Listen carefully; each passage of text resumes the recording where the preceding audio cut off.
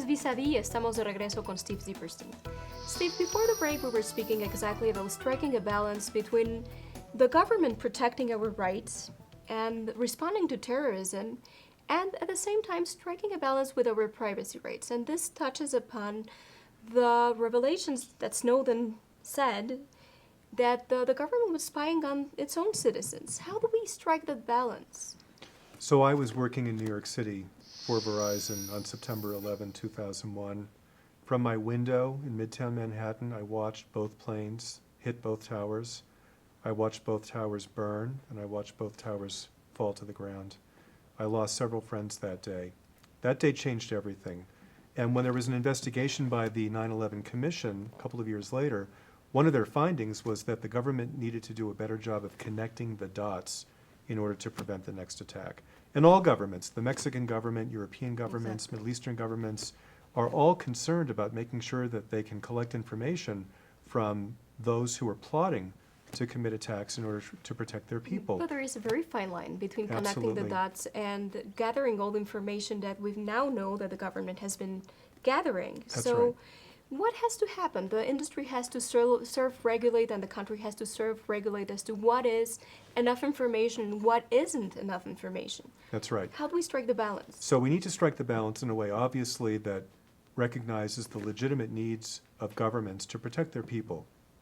The most basic function of government is to protect us, right? Exactly. So that's on the one hand. And on the other hand, of course, we need to recognize that people have a right of privacy in their communications. When we talk to each other, when we email each other, when we text each other, we have an expectation as ordinary, hardworking citizens that the government isn't going to be reading our traffic. And policymakers all around the world, the US and Mexico and Europe, Middle East, Africa, elsewhere, are struggling with how to achieve this balance in the appropriate way.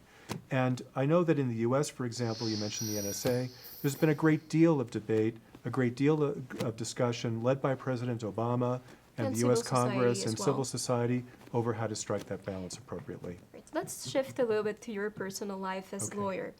And you dealt with a very interesting case, the Waco case, Yes. with the Davidians while working at the Department of Justice.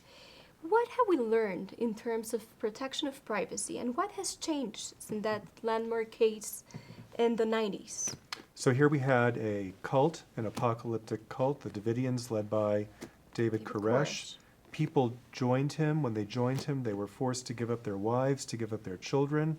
Koresh amassed a huge amount of weapons and ammunition, and it came to the attention of the police that he was in possession of weapons illegally, that there were children inside who were being abused physically, maybe even sexually. So the police didn't just go to the compound. First, they went to a judge, and they received a warrant. They received permission from the judge to do two things: to search the compound for these illegal objects, and secondly, to arrest Mr. Koresh and bring him before the judge.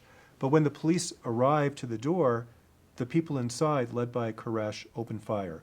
4 police were killed. The FBI came, surrounded the compound for the next 56 days, and then finally, when the FBI approached to arrest Mr. Koresh, Koresh gave the order to burn down the compound. But Now, there was excessive force at a certain point. Did the government deal with this situation in a positive way, in your opinion? well, this has been looked at many, Many many times times. by the Congress, and there have been many, many investigations. All the investigations have found that the government acted appropriately, but of course, there will always be questions, and this will continue to be written about and Sure, and looked at for a long specifically, time. there are so many groups in the States that have amassed weapons and have a same scenario as the Davidians. That's right. And I think the bottom line is that if you are an ordinary, hardworking person and you're using communications, you're using technology in a lawful way, then you have nothing to worry about. But if you're putting yourself in a situation where you're amassing weapons, you're abusing children,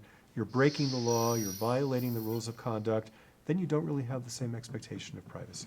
Thank you very much, Steve. We're running out Thank of you. time. It's a pleasure having you here. Likewise, thank you. Gracias.